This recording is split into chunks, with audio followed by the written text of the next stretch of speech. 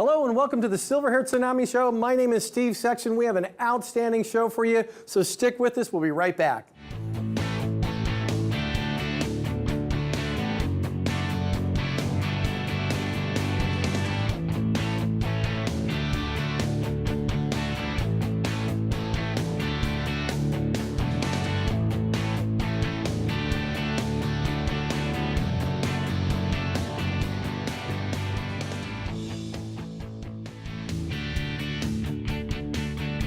Hi, this is Steve Sexton. I'm your host. Welcome to the Silver-Haired Tsunami Show. You know what? Many people have been writing in and emailing in, hey, Steve, why are you doing this show? Why do you have all these experts? Well, you know what? I was a little kid growing up in Orange County, California. I grew up in the 60s and 70s. Played a lot of sports. I was one of 5 kids in our family. If you needed an extra hand, it was at the end of your arm. And if you played sports and you got hurt, just put a little dirt on it, move on. Most if you're in your 50s, you know that. Now, about 10 years ago, I had a little health incident. Had some issues with cancer. It was actually colon cancer. In fact, when I got to the hospital, I was pretty much septic and in shock. They had to do a special surgery that took about 6 hours, and then they had to pump get my kidneys going. They put 23 liters of fluid in there. I ended up doing 6 months worth of chemo. But here's the thing I learned.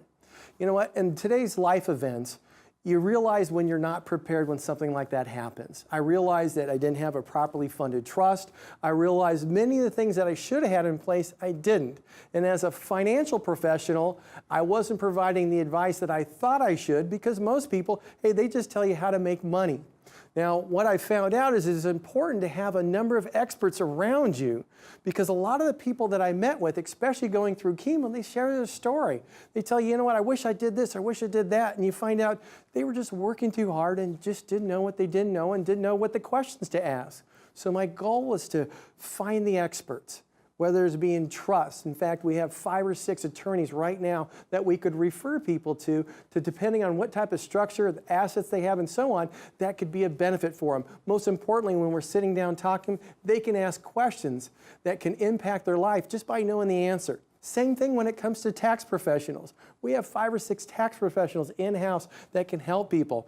You know what? If somebody's looking at a reverse mortgage, we have a reverse mortgage professional. We have somebody who might be transitioning from losing a spouse and needs some help dealing with that. We have specialists like Paula Shaw that you'll be seeing later today.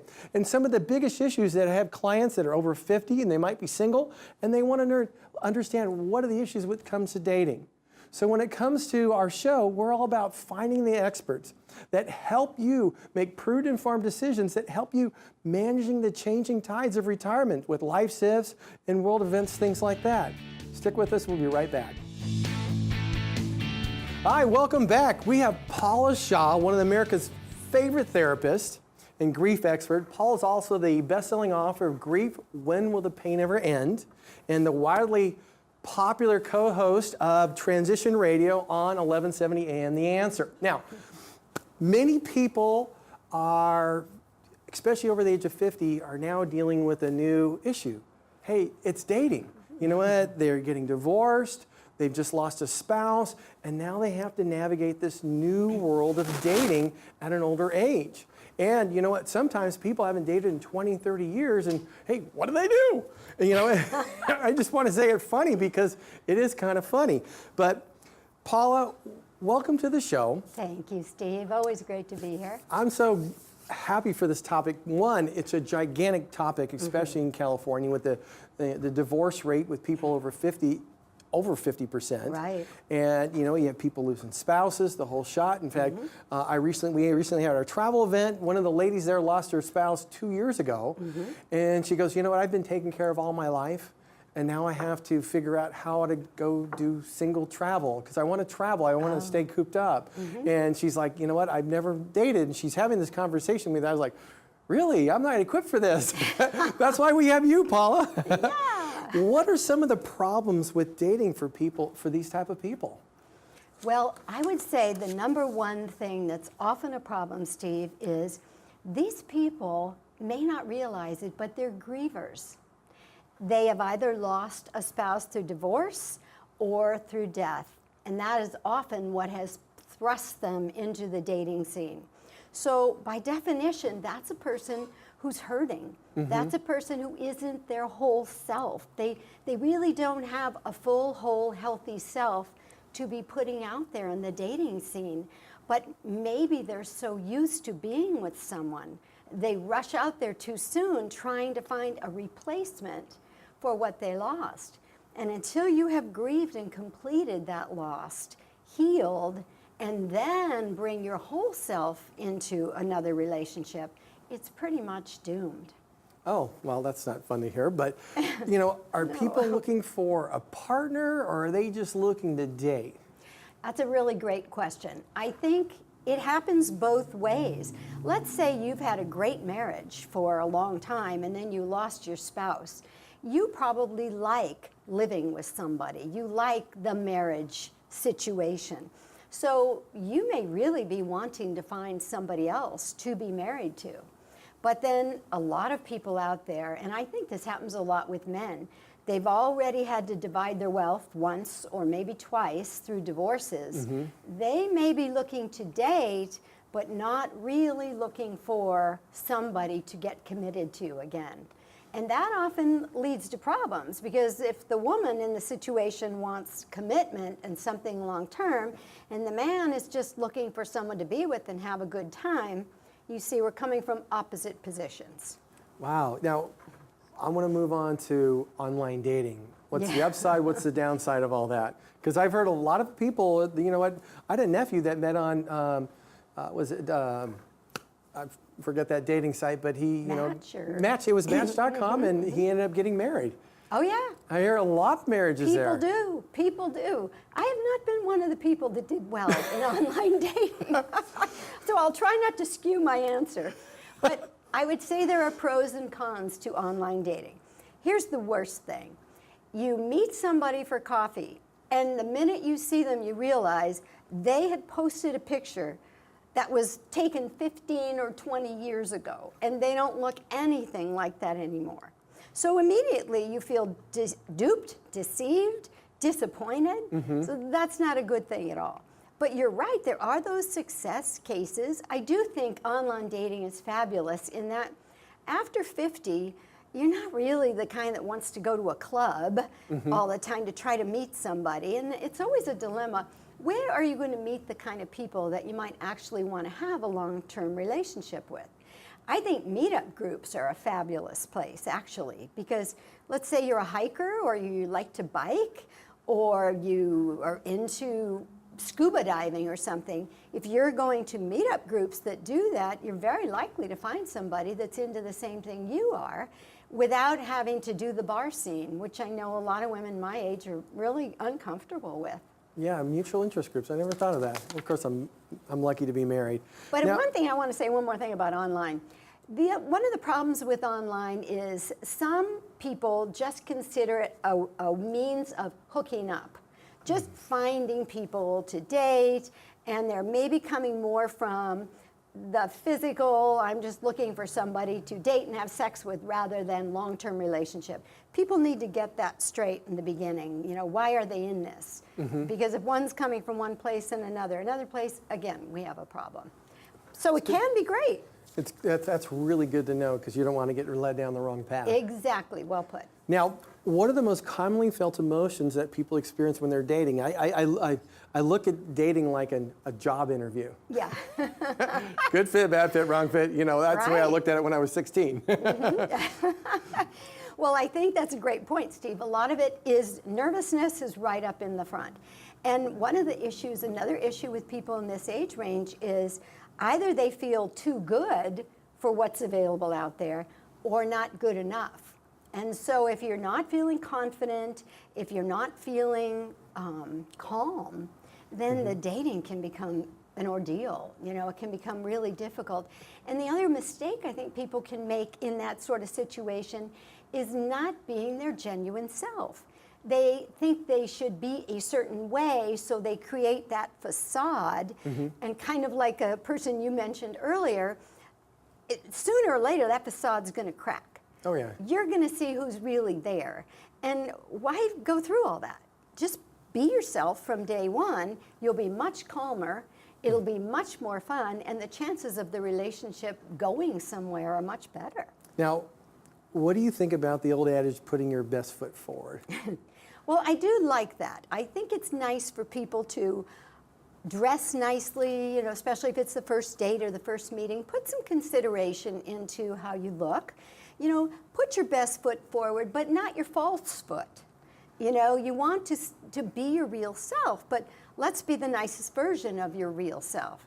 But don't pretend you're somebody that you're not. You know, that is a fast track to disaster as far as I'm concerned. How would you recommend that they feel more comfortable and confident in an unfamiliar arena? Well, a lot of people aren't going to like hearing this, but what I would say to you, step one, be true to yourself and be comfortable within yourself. A lot of people get out there too soon. Like I said, sometimes they're grieving, sometimes they don't have confidence. They're just really not ready. So spend some time alone. Like yourself and like your life without somebody else in it. Then you choose a partner out of desire and common needs and joy, because that person expands your life.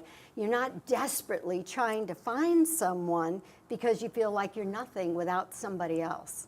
So it has to begin with you. That's actually great advice. That's really great advice, because that's kind of the same comfortable advice I gave my, you know what, my nephew. Granted, he's not over 50, but he was engaged to a girl, and basically they were, you know, I'm talking weeks away from the wedding. And basically she told him, hey, you're not going to law school, you're going to go get a job, I'm going to stay home and have babies and all that. And he's like, whoa, you know. Time it out. was a big time out, and they didn't get married. And basically he went to law school, found another place to live, and then found this wonderful girl through Match, and they got married, wonderful family, everything's, you know what, I want to say he was right on a perfect path to do that. I think they both were, and that's why they ended up getting married. So, Yes. Paula, thank you so much for this advice. I think it's outstanding advice, especially since this is a gigantic topic for people over 50. Oh, it is. And if I can say one last thing, Steve, listen to your inner voice. Listen to your gut. When you meet that person, see how it feels. That's a really important guide, because if you get your head in it, it can go 1,000 different ways. Thanks, Paula. You're welcome. Hey, for more information, you want to go to the Silver Hair Tsunami website, look for Paula Shaw, and get some more information. If you're looking for dating information, stick with us. We have Alicia. She's going to talk to us about some great dating tips. Hello and welcome back. This is Steve Sexton. We just talked with Paula Shaw. She talked to us about over 50 dating. Now, we have Alicia Harlicious. She's a New York University graduate. She has a certified life coach who specializes in relationships. She's a writer for Mind, Body, Green at the Chopra Center? Chopra Center. Sorry. She's best known for her empathetic nature, non-judgmental approach, and her lighthearted humor. She coaches people to become fiercely optimistic, a powerful technique used to discover self-love and individual pursuing positive change and inner growth. She's here to talk to us about dating. Now, welcome to the show, Alicia. And I'm glad I finally got your name right. Yeah. You know what?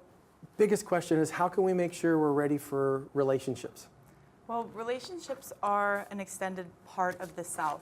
And so we have to make sure that we ourselves have done our healing work and have given us the time to go through the different types of emotions and understanding why it is that we're seeking a relationship. If it's something that we need to provide for ourselves instead of having someone else provide, that will make all the difference in the type of people that you're calling in. Oh, okay, so I get that. It's more like get through all your stuff that holds you back before you move forward. Exactly. Good, good, good. Now, you know, what is it people want out of relationships? You know, this is a real intimate question, but you know what are people searching for?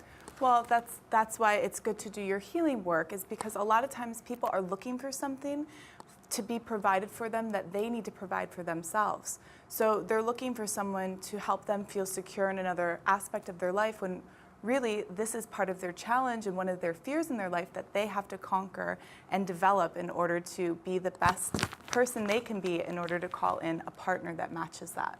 So what you're saying is, if somebody, you know, they get divorced and they go search for somebody that's a provider, Right. when they should be doing it for themselves, and they just search for somebody for a provider, but everything else might be out of order, and then the relationship's doomed from the beginning. Is it? Yeah, in a lot of ways it is, because we look for things that maybe our last partner wasn't able to provide, and then we're not focusing on the things that they did provide for us and what it is that we provided. So there has to be a little bit more truth in the matter, and being able to move forward with what it is that you really truly need in order to be happy. Okay, good. Now, here, you know what? Let's go with the men first. Okay. What mistakes do men typically make when it comes to dating? Well, men date out of ego, which is not the right place to date from. So they are looking for something young to show off, oftentimes. Trophy?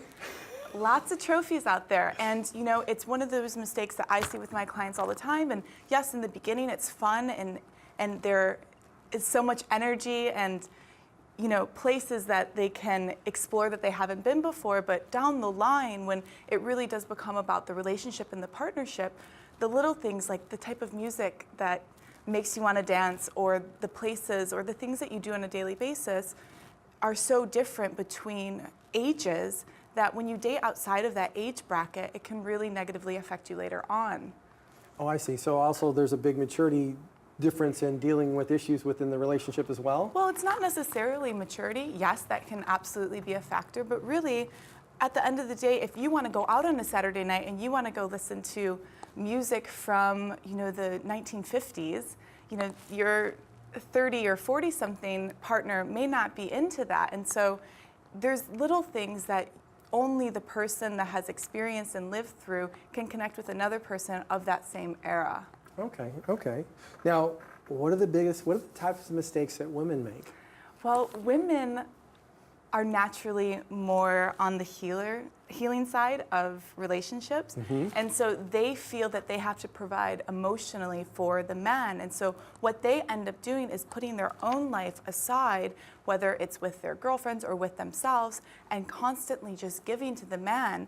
And later on down the line, when they realize that while that may have worked in the beginning of the relationship, when, you know, there are those times where you need your girlfriends or you need to have your own time alone, your partner's not going to be very understanding of it. They're going to think that there's something else going on because of the way that it started in the beginning. Okay, I see. Now, what is the best approach to finding love? Oh, that's a good question. You know, honestly, at the end of the day, you have to understand what your intentions are in this life. And if your intention is to, you know, have someone to travel with, well, then that's the type of partner you need to be putting out there. Also, it's not about looking for the partner, it's about being open to it and still focusing on yourself and allowing it to be approached to you. When you start looking for something, you're never going to find it. But if you put it out there and allow it to come to you when the time is right, it will. That's so true. I was just thinking back to before I met my wife. I must have I got set up a lot of times because I travel all the time. And I get set up, and it was so funny because I would sit there and listen to somebody going, why am I listening to this? I can't believe it. In fact, I didn't even care if I showed up on time, all that kind of stuff. And then when I met my wife, everything made a difference. Yeah. So it was just really very, very interesting. And you knew from the beginning, I'm sure. Oh, we yeah. have a very strong instinct and intuition, and when we start to listen to that, it allows us to make the best choices for us. We shouldn't be wasting our time and our energy with people, not only for ourselves, but for the consideration of the other person.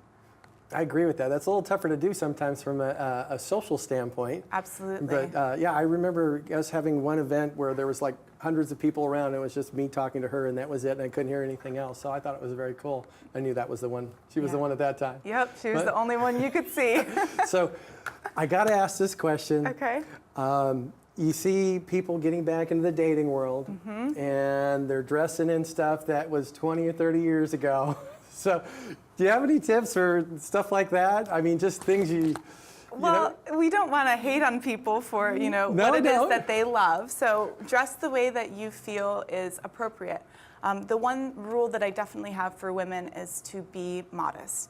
You never want to meet a man when you are dressed, you know, not necessarily inappropriately, but when you're showing off your body or when you are putting on a front of something that you really truly aren't. You're going to meet the best partner for you when you have the self-respect for yourself, when you are not having that self-respect and showing it to the world around you, you're going to call in someone that's not going to give it to you. So it's really important for what you are wearing. And for men, you know, the rule of thumb is to maybe go on the dressier side than the more casual side, which is, I think it brings out the best in for I'm each just having man. all these visuals here. Yeah, I mean, you know, when you put on a nicer pair of shoes or a blazer, there's a little bit more of the gentleman that comes out of you, and I think that that's really important for calling in a lady. Alicia, thank you so much for being on the show today. Thank you for having me.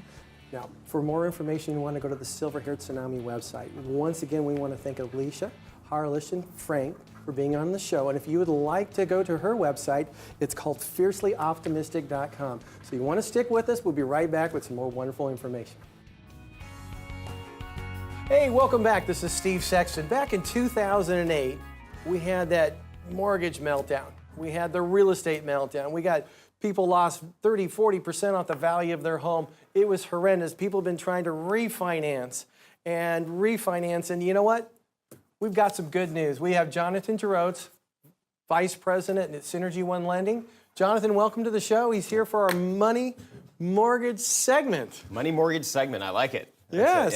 Yeah. So tell us some good news about home equity. Yeah, so this was an interesting article. It just came out last week, but and they run these things quarterly, and it's a national sort of number. But the number of homes that now are positive equity keeps going up, which is great news. So homes with mortgages across the country, 92% of those homeowners are in positive equity territory. That's great news. I think it's great. I mean, we've seen it, you know, and you're right, 30, you know, in 2008, people lost 30%, 40%, 50% in some areas, which is just, you know, it's been detrimental. But what I find, Steve, is that people tried to refinance mortgages, you know, their mortgage 3 years ago. And they didn't have the value, and they got turned down because the appraisal didn't come in. But what's really important to look at is we're coming into a time where, and we've talked about this before, but 2016, the largest number of adjustable rate mortgages are set to adjust this year since 2009. Big number, millions of adjustable rate mortgages. So that's a big thing. And I was thinking back, you know, I've been in the business a long time, and in those mid-2000s, a lot of people were doing adjustable rate mortgages, but even people that were doing fixed rate mortgages, 5.5%, 6% money was good money at that time. So then you have people that lost equity, now their equity's back, but they're still sitting in that 5.5% mortgage, 6% mortgage. And, you know, frankly, it's not a bad position to be in. I don't want to think, you know, people to think that 6% money's bad, but if you can better that and be in a better position, I think you have to take a look at it. So if I had a $300,000 loan and I went from paying 6% to 4%, what would be the difference in payment? You're saving $500. So I can put $500 away or $6,000 a year towards my retirement? Right. I'm in. Exactly, yeah. So what I start doing is kind of looking at some people that I've helped recently, right? Is, you know, I know people that are watching at home, they want to, well, how does this affect me? What do I do? And especially as you start venturing towards those retirement ages, you're going to switch from maybe a working income into a fixed income, or maybe you are already retired and you're on that fixed income. And how do I get more bang for my buck on a monthly basis? So here's some examples. I mean, this is when you start reading them and looking at them on paper, it's amazing. So refinanced a lovely couple, $430,000 mortgage that had 21 years left on it. So these people did not want to go back to 30 years. They just didn't. But they were at just under 6%, 5.875%, payment of $3,400, and we took them down on a 20-year mortgage, down to $2,577. So they're gonna pay it off a year earlier, and they're saving over $800 a month. You know what? That's huge. That's almost $10,000 towards my retirement. Right. That's wonderful. And just think of your daily life, right? Even if maybe you're already retired and you do that, maybe you take an extra trip and it's paid for. You're not pulling from something. So really good stuff here. Here's another example. Refinanced a loan that adjusted in February. Talk about adjustable rate mortgages. Adjusted just a few months ago in February from an interest-only loan. Now they were on a payment of $1,317, very inexpensive on a monthly basis, and it adjusted to that 20-year principal and interest payment. Oh, wow. You know, so it goes way up. It re-amortizes. Took their payment from $1,317 to $3,591. Wow. Now, Steve, these people could not afford them. Could have been the end all where they'd have to sell their house. Refinanced them to a new 30-year fixed loan. Took their payment. Saved them over $1,000 a month. Taken off $1,047 a month. Now they can stay in their home. It's affordable. You know, so those are the kind of examples that I like for people to know about. You know, if you didn't have the equity a couple years ago, or even last year, it's time to do. I mean, you got to do a mortgage checkup every year. So you know what? As a financial person or professional, it's we look at mortgages all the time because for me, it's always about making sure somebody has more income to live the life that they want. And if they're sitting on this mortgage that they're paying 6% or 5.5%, and they can get it down to 3.5% or 4%. They can save themselves a lot of money, but more importantly, they can have more money to live the quality of life. Now, we were talking to Bruce McPherson just a few weeks ago, and we were talking about the issues with pensions, where pensions, they're running out of money. Department of Treasury just said, you know what, guess what? We're not going to allow you to reduce the amount of pensions to people. We're going to let them run out. And, you got somebody going, hey, I need to save money for the next 10 years or 15 years so I can replace my pension. And one of the ways to do that is refinance their mortgage and pay a lower mortgage. Yeah. I'm really thankful that you came in and talked about this information today. Well, it's just important. I just think that people like to kind of, it's your biggest liability most likely for most people. Your home risk. Loan. It truly is. And if you have an adjustable rate mortgage, or if you have a line of equity that's set to adjust, because those are good for 10 years where they're interest-only payments, and you kind of forget about it. Then all of a sudden you get this new bill, and not only did your interest rate adjust every month, but now it goes to a principal and interest payment amortized over 20 years. You could go from that $500 payment to a $1,000 payment and actually struggle to make that new payment. So you got to get ahead of it. And the only way to get ahead of it, just like people come and see you more than probably once a year to do those checkups, that you got to look at your mortgage and check it out. Well, you know what? Your home is an asset, and you definitely got to look at it. JJ, hey, thank you so much for coming in today. This is really important. Hey, look, you know what? If you have an adjustable rate mortgage or an interest-only negative amortization, this is the time to take a look at it. You know what? People like JJ do what's called a mortgage checkup. It's almost like going to your doctor. If you're going to your financial professional, you want to go get one of these mortgage checkups because it'll make a difference in your life. Because the reality, if you can save $700 to $1,000 a month, that's more money that you get to spend on something that's important. And if you're not taking advantage of it, you just have money falling through the cracks. So talk to your mortgage professional. For more information, go to the Silver-Haired Tsunami website. Stick with us. We'll be right back. Hi, I'm Steve Madsen. My wife Debbie and I are the owners of this fabulous home in beautiful Coronado. We decided to put solar in the home because we wanted to have a smaller carbon footprint and we wanted to save some money. I'm a retired contractor and I've worked with Baker Electric in the past, so when I found out they had a solar division, I was ecstatic. They're a good company, got integrity, a good work ethic. I would definitely recommend Baker. My wife and I are extremely happy with what they've done for us. Wasn't that a wonderful show? We had Paula Shaw talking about the issues of people going through dating, whether divorced or they had husbands that pass away or spouses that pass away. We also had Alicia Frank talk to us about some of the dating rules and the help that she provides, and we had so much more. So, you know what, if you'd like to follow us, go to the Silver-Haired Tsunami website. If you'd like to go to our Facebook, look at other episodes, stick with us. We'll look forward to seeing you next week.